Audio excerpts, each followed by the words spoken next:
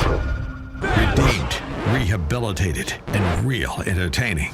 This is the Carl Jackson Podcast. All right, welcome to this Monday edition of the Carl Jackson Show podcast. I'm glad that you joined me today. Please be sure to subscribe to the podcast everywhere podcasts are found: Apple, Google, Spotify, YouTube, and Rumble. Please subscribe to our Rumble account. I really would love to focus on that today. Well, actually, Rumble and YouTube. So either one where you like to watch videos, please subscribe there, share, rate, review. It really does help the show out a lot. We really appreciate that. Also, follow me on social media, The Carl Jackson Show. Follow me on True Social, The Carl Jackson Show. Follow me on Getter. I'm also on all of the old school ones as well, Twitter, Facebook, you name it. But we would really love to build up some of these newer alternative sites like True Social, like Getter, places that aren't going to censor us. Also, I want to remind you to please support our sponsor, My Pillow. Mike Lindell at My Pillow. This guy is a juggernaut. He is a warrior for election integrity and for freedom. He's fighting for all of us, putting his neck on the line, putting his product on the line. So help him out. Go to mypillow.com. You can use the promo code Carl, C-A-R-L. Click on the radio listener square at mypillow.com and get this special offer. Giza Dream Sheets, also the Perkel sheets, are still available while supplies last. $29.98. You're talking about a 10-year warranty, 60-day money-back guarantee. Not only do you get to sleep comfortably, but you get to help sustain American jobs and American manufacturing. Or if you prefer to call, you can give them a call at 800-858-0263. Guys, it should be no mystery what I want to talk about today. I got to tell you that I struggled, despite the fact that it's 9/12, right? It's the day after 9/11. But I struggled in deciding on a topic today. I finally settled on one, but I do want to make mention of a couple of things. I want to, you know what? Let me just share a few headlines, and I'm not going to go into a great detail on this today, but I definitely want to make sure that I mention it. And that is this: we are in a crime is running rampant. I think tomorrow, Gabe, I think we're going to talk about this. We'll get some video up, some pictures up, but that'll be for tomorrow's show. I want to talk about the rising crime and the rising level of crime that we're starting to see in the United States, where maybe it's just being reported more than it was previously. I don't know. But obviously there was a man, I'm sure many of you heard the story, that decapitated his girlfriend in Northern California in front of everyone in broad daylight. I'm going to talk about that tomorrow, and I'm going to offer a warning to some of the ladies out there. You know, be prepared. This society is really getting crazy. There's another story that I was reading on, I believe it was on the Blaze, where a man blatantly in the city of Chicago walks up to a lady that's walking with her 5-year-old daughter, and he asks to buy her daughter from her. All right. The lady obviously says, get to stepping. And then the guy attempts to kidnap the little girl by pulling her ponytail. Luckily, the mother and daughter were able to get away. But these are crimes that are happening in the blatantly happening. And I want you to be aware. I want you to understand that we are living in a more crime-ridden society under this Biden administration, under the left and their policies, particularly in these blue cities. Crime is still rampant, obviously, in Chicago. I'm just looking through. I'm looking through looking through my phone. Some of the headlines. Okay. Anyway, FBI tracked Aretha Franklin at civil rights. Anyway, there's so many things that I wanted to speak about, but I decided on this. Since it is 9/11, or since we've just celebrated the anniversary, not celebrated, but honored the fallen after 9/11, I want to talk about some of the things that are transpiring or that have transpired since. And some of the things that I believe as a conservative, we were duped on, and we have to, in order to restore our civil liberties, we're going to have to dig deep. Those of us that are in the conservative movement, those of us that are Republican, those of us that love freedom. Yeah, actually, those of you that are Democrat, those of you that consider yourselves liberal and you don't like where your party is going, I want to take a step back. because I'm going to sit here and admit that I was wrong as a conservative to buy into some of what turned out to be the beginning states of a globalist movement inside of the United States, or perhaps not the beginning, but a sincere effort to destroy our civil liberties and really, I think, set America off in a new direction. And at the time, after 9/11, I was one in support of all of these civil liberties for the sake of security. I forget what founder said it, but those, and now I'm going to forget the quote. Of course that's going to happen. Of course that's going to happen. But I think it's something to the effect of those that are willing to give up liberty for the sake of security deserves neither. Something to that effect. But anyway, I just started looking at the last minute, the civil liberties that we've lost after 9/11. I started considering where we are in American history, and I want to read something to you. This is a older article. This is probably over 10 years old, but I just want to read a portion of it to you. This was back in 2013, so just over 9 years ago. It says the Balancing Act, National Security and Civil Liberties in the post-9/11 era. This is from the Pew Research.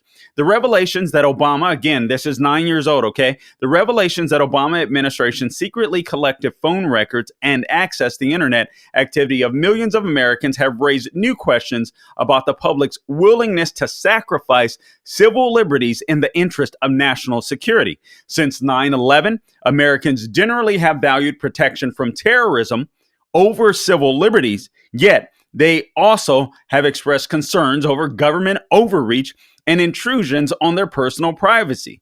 Security first, since shortly after 9/11, Pew Research has asked whether people's greater concern is that anti-terror policies will go too far in restricting civil liberties.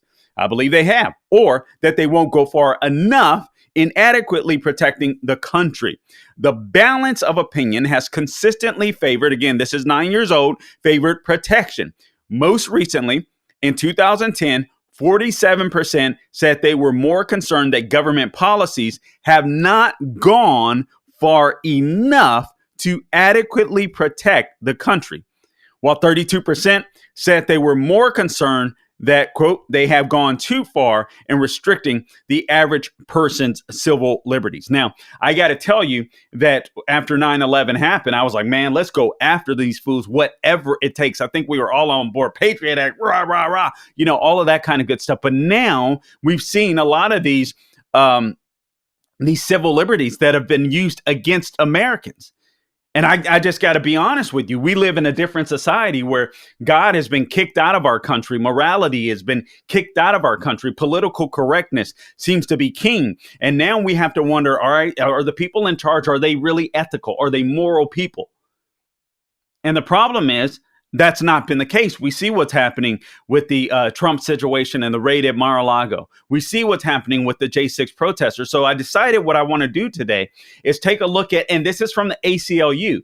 This is when the ACLU were still worth their salt. They're a piece of crap organization today, but this is when they were still worth their salt. This is from the ACLU, all right?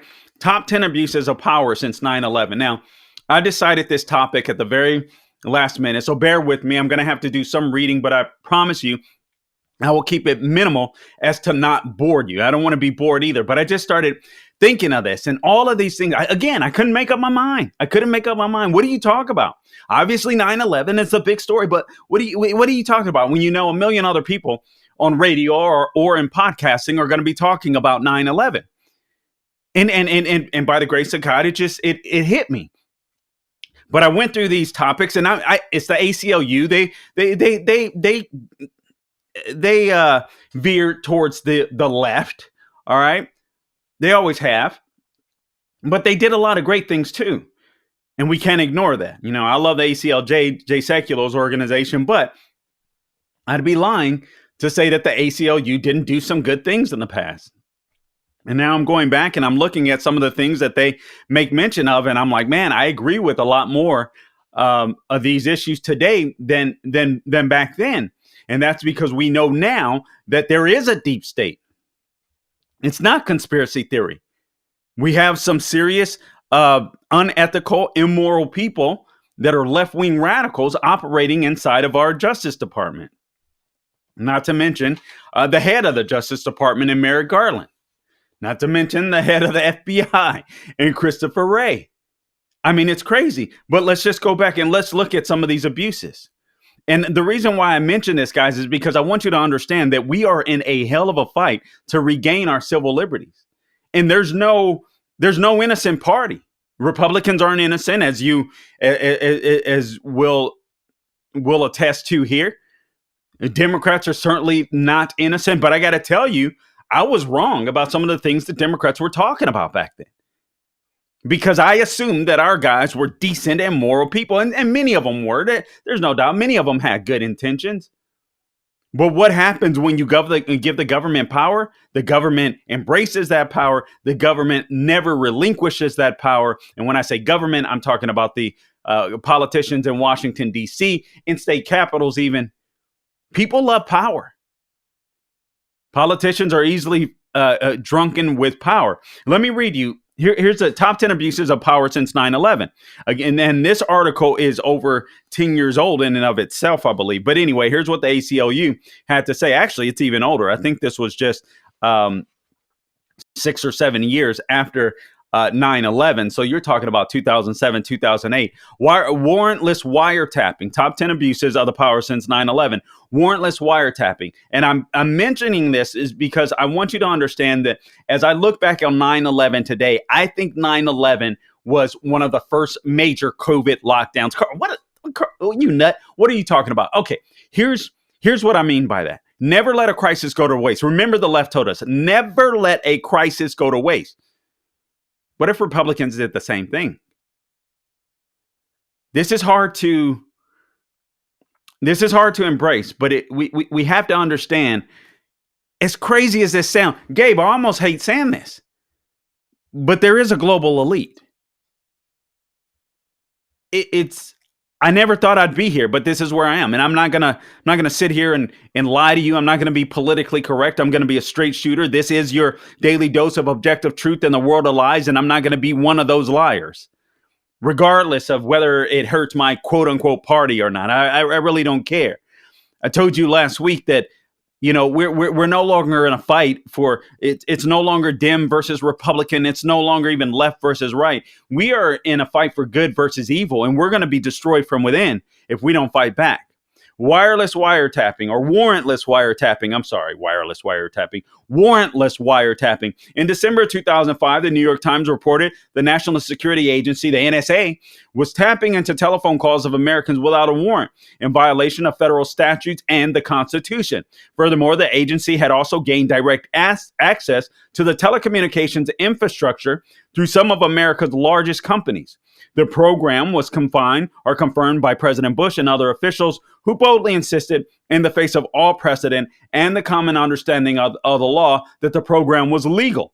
And the agency appears to have been not only eavesdropping on the conversations of Americans in this country without warrants, but also using broad data mining systems that allowed it to analyze information about the communications of millions of innocent people within the U.S. And we sat there saying, listen, come on.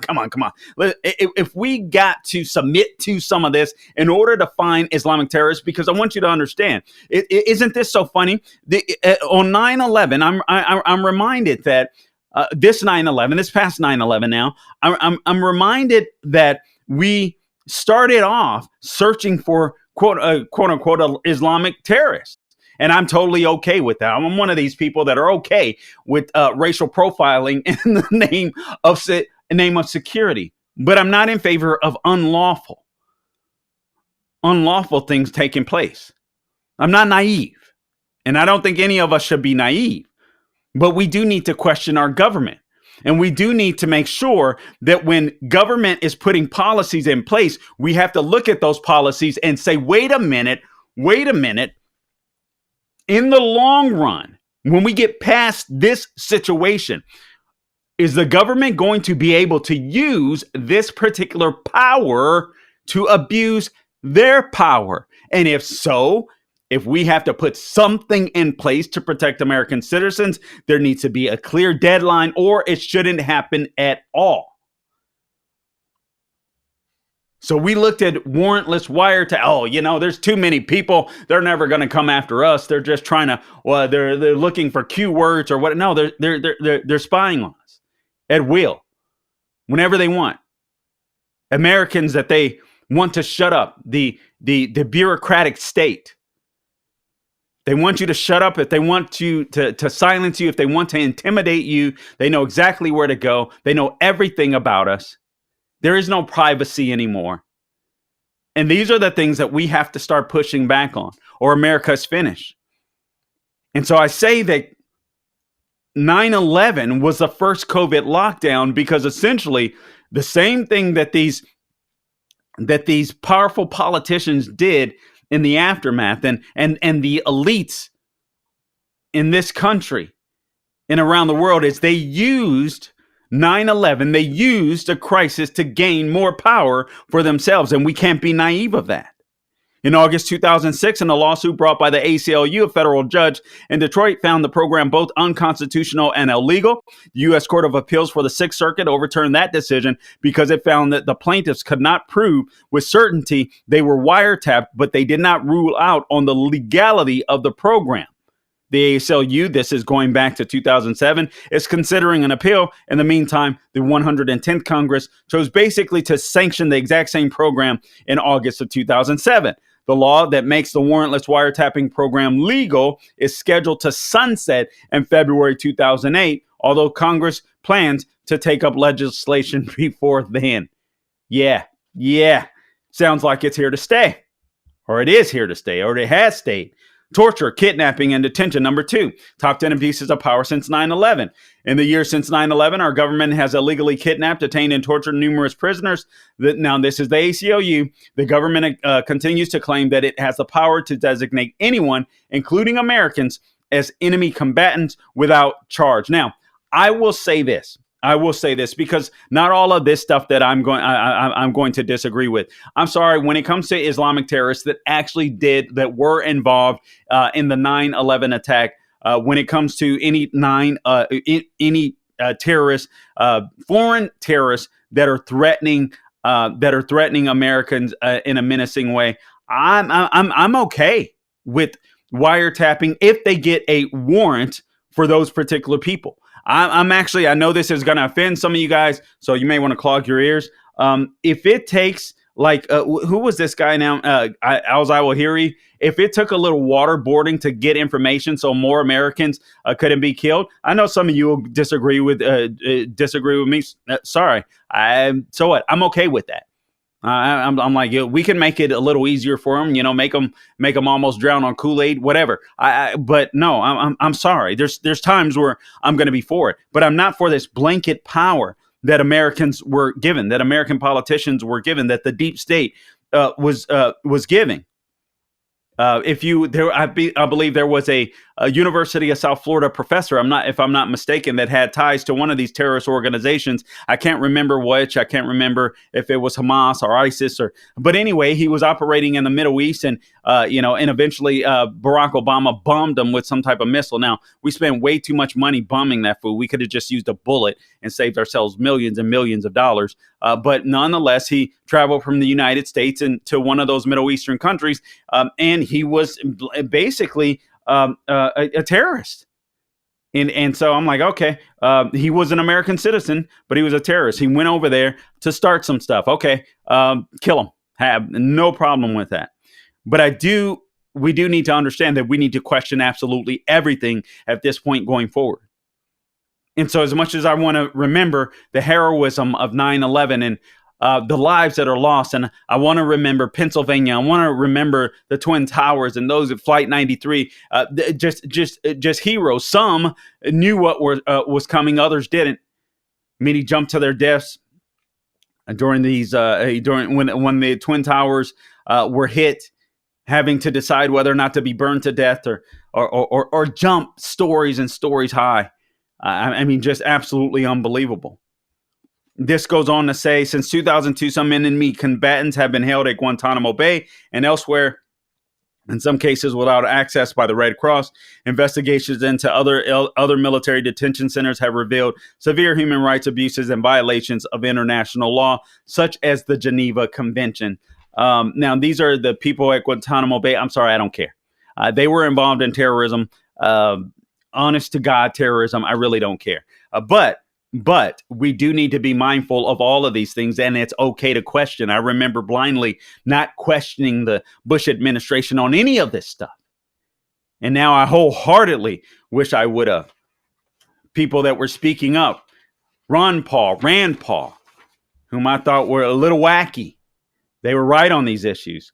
The third thing, the growing surveillance society. This really concerns me, and perhaps the greatest assault on the privacy of ordinary Americans. The country is undergoing a rapid expansion of data collection, storage, tracking, and mining. The FBI's investigation data warehouse, FBI, as an example, has grown to over 560 million records. Guys, this was of 2007.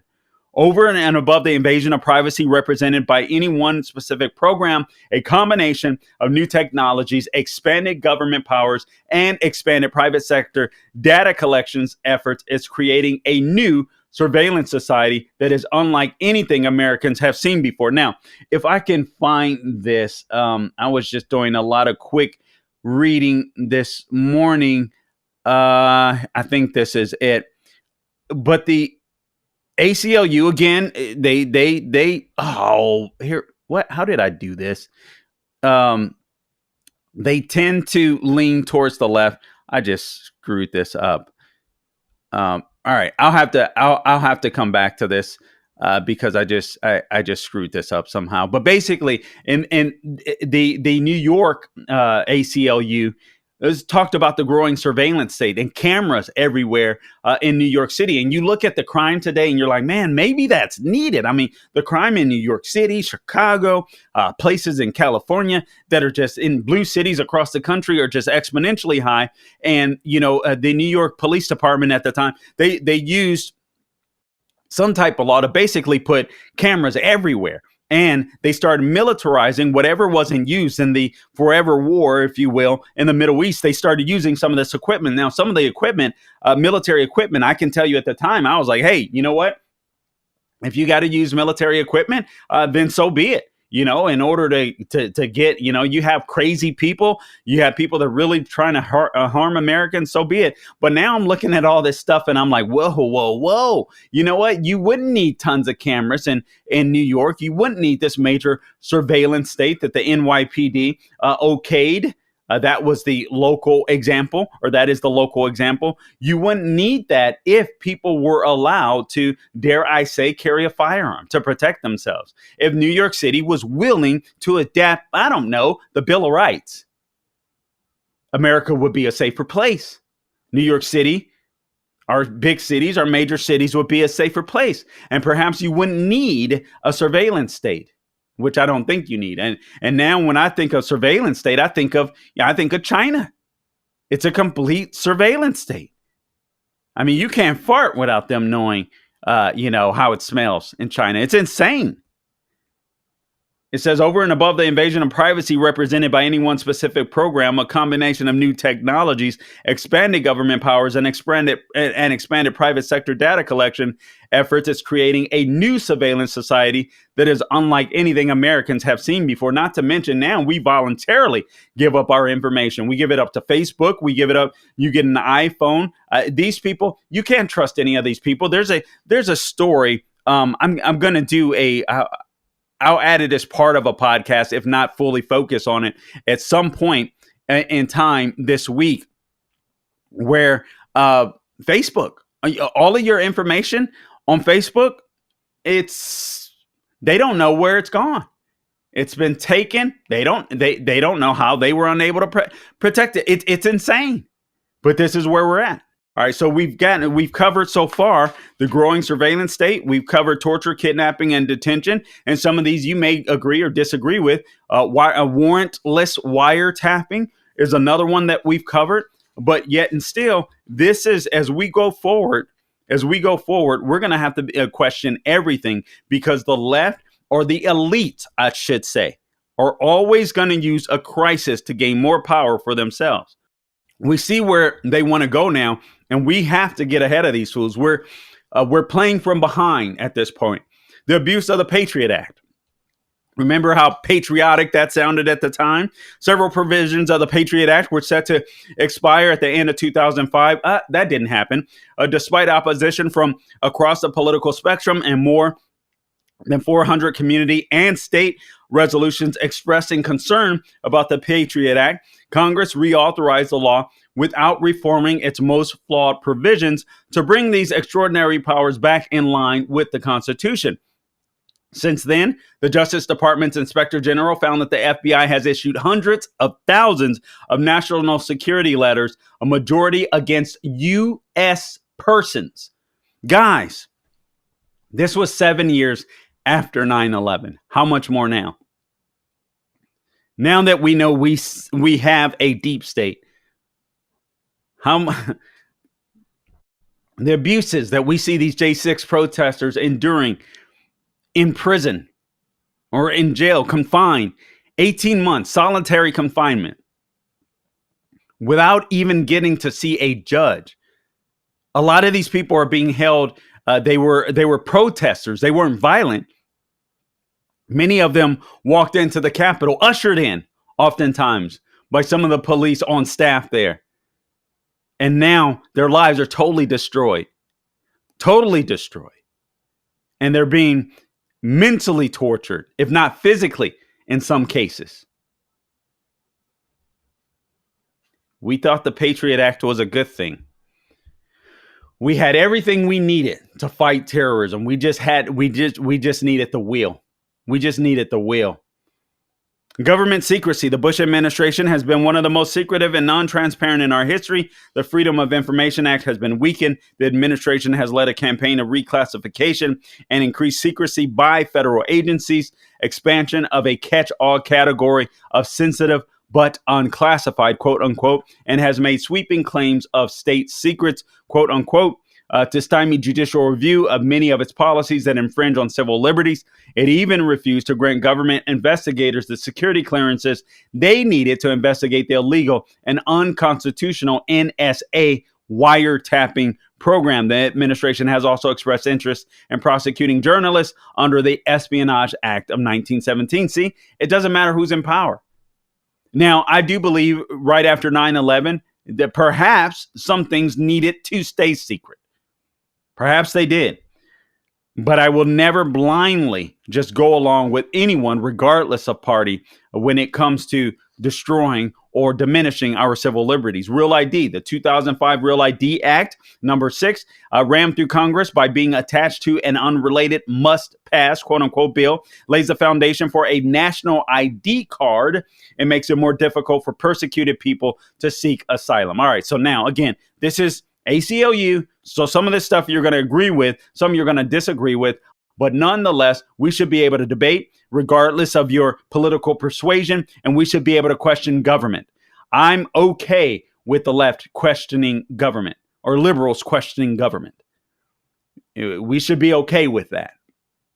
Under the law, states are required to standardize their driver's licenses according to a still undetermined standard and link to databases to be shared with every federal, state, and local government official in every other state. Conservative estimates place the cost of the program at $10 to $12 billion. Opposition to the bill and its implementation remains fierce and comes from groups such as the National Governors Association and the National Council of State Legislators. All right. The no-fly and selectee list. Now, this was dangerous. The no-fly list, you guys may recall this, was established to keep track of people the government prohibits from traveling because they have been labeled as security risks since 9/11. Now, I do agree with no-fly zones from hotspots. Remember, the Trump administration did that initially. Hey, you know what? Basically, it was a blanket. It was a general, hey, we don't want you coming into our country if you're coming from a hot zone until you've been thoroughly vetted. So maybe that's not exactly a no-fly list, but it's similar, if you will. But I'm okay with it in those instances. I do believe that people coming, if you're coming from Afghanistan, I'm sorry, you got to be vetted, right? You're coming from some of these places in the Middle East that are hot zones. You have to be vetted. It's as simple as that. Sorry. Um, that has to happen. But what did happen was a lot of this stuff started turning on Americans. The government started using it against Americans. So again, the no-fly list established to keep track of people the government prohibits from traveling because they have been labeled as security risks. Since 9/11, the number of similar watch lists has mushroomed to about 720,000 names. Now, that was 2007. Again, all with mysterious or ill-defined criteria for how names are placed on the list, and with little recourse for innocent travelers seeking to be taken off of them. So what if the government now decides, hey, you can't fly? You can't travel. You were at a Trump protest? You were at a Trump rally? You're a domestic terrorist? See, a lot of these things are being used against Americans now. And it's high time that we have conservatives in place that are going to say, all of these security threats in the last couple of decades have been used to strip away your civil liberties. We're going to start addressing that. We're going to take care of this stuff. This stuff needs to be rolled back. We've gotten used to a surveillance state. We've just taken it. And it's time to fight back. Because now we see that we have Americans that hate America, that are just global elites. We have to be really, really careful here. Political spying. Government agencies, including the FBI and the Department of Defense, have conducted their own spying on innocent and law-abiding Americans. Can you say the Russia collusion hoax? Can you say Crossfire Hurricane? Through the Freedom of Information Act, the ACLU learned the FBI had been consistently monitoring peaceful groups such as Quakers, people of the ethical treatment of animals. Now, they are crazy. Greenpeace, the Arab American Anti-Defamation Committee. Again, this is the ACLU, so it's going to be a little liberal. But suffice it to say, this stuff applies to conservatives as well. Because when different people get in power and they still have these policies in place, then they can torment whomever the hell they want. And that's exactly what big government does. In August 2007, the Pentagon announced that it would be shutting down its Talon database program, which illegally gathered information on anti-war activists across the country. Anti-war activists, sounds a little bit like what Woodrow Wilson tried to do with the implementation of the Espionage Act. People that did not want to go to war, people that spoke out against World War I, people that spoke out against Woodrow Wilson. The abuse of material witness statute. Number 9. In the days and weeks after 9/11, the government gathered and detained many people, mostly Muslims, in the U.S. through the abuse of a narrow federal technicality that permits the arrest and brief detention of material witnesses, or those who have important information about a crime. Most of those detained as material witnesses were never treated as witnesses to the crimes of 9/11, and though they were detained so that their testimony could be secured, in many cases, no effort was made to secure their testimony. The government has apologized for wrongfully detaining 13 people as material witnesses. Now, some of this stuff is up for debate. Again, when there's legitimate people that I feel like are trying to take down the country and they have connections perhaps with certain family members, it's something that we should be concerned about. But then again, listen, I think you've got to charge people or not, because this stuff gets incredibly dangerous. Attacks on academic freedom. Now, this is number 10, the Bush administration. Again, this is the ACLU, a little bit of a liberal bent, but still, I think questions and skepticism that are worth having with any party that is in office. The attacks on academic freedom. The Bush administration has used a provision in the Patriot Act to engage in a policy of censorship at the border to keep scholars with perceived political views the administration does not like out of the United States. The ACLU has filed a lawsuit challenging this ideological exclusion, charging that it is being used to prevent United States citizens and residents from hearing speech protected by the First Amendment. Now, listen, that's a difficult one, but I've become a free speech absolutist. Considering what big tech companies are doing, the fascism, their partnership, public-private partnership, if you will, with the Biden administration and those on the left, how big tech is starting to censor people. This symbiotic relationship between our college campuses and the radical left inside of the government. All of this stuff is scary. All of this stuff is of concern to me. But I'm a free speech absolutist. But at the same time, I want to clarify that I'm not for fascism. And that's exactly what we have with the left in academia. That is what we have with the left in big tech. That is what we have with the left in major corporations. But suffice it to say, all of this stuff is worth noting. And we have to understand, we may have initially heard it from the left, never let a crisis go to waste.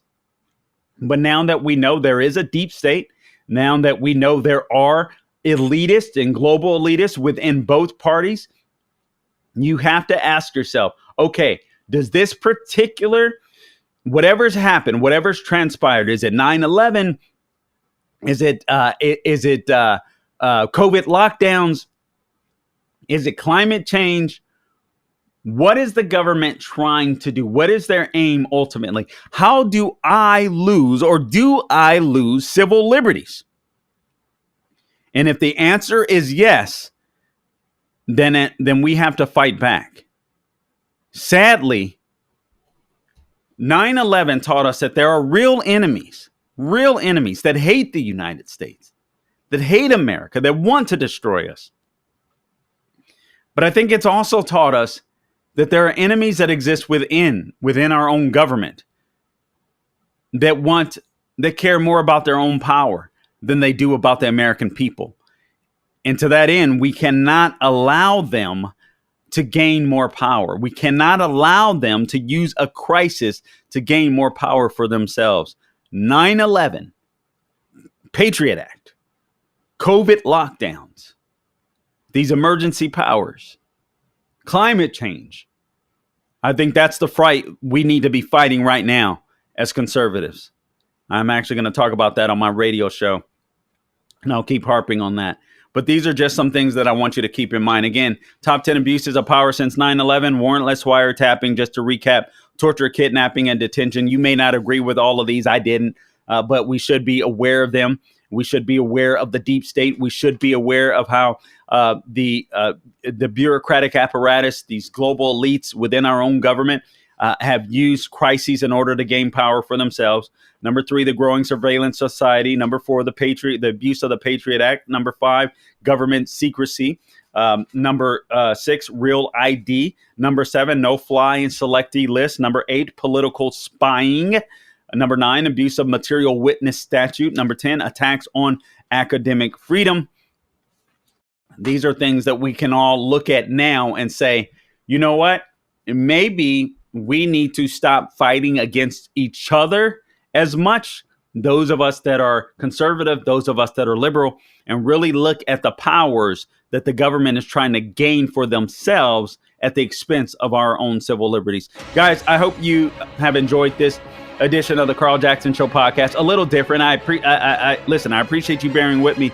I know that I did a little more reading that I wanted to, but this is a topic that just came to my heart very last minute. Literally, I was preparing for other stuff and this came to mind. And I just said, you know what? I got to talk about this because in the wake of 9/11, we want to remember. We want to remember our heroes. We want to remember the pain, the suffering, even the deaths, as horrible as it sounds, so that we never forget what happened to us and that we always remain vigilant.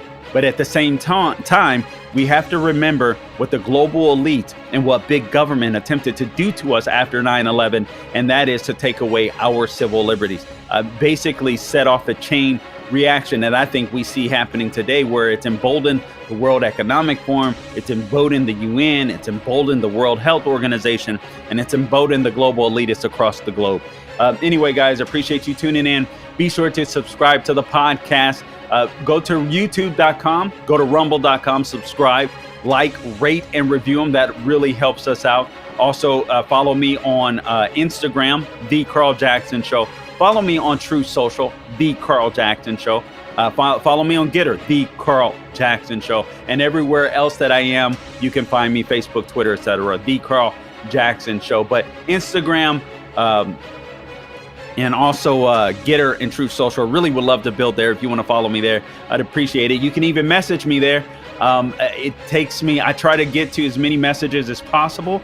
I'm not going to be able to get to all of them, but if you want to message me on some of these sites, feel free to do so.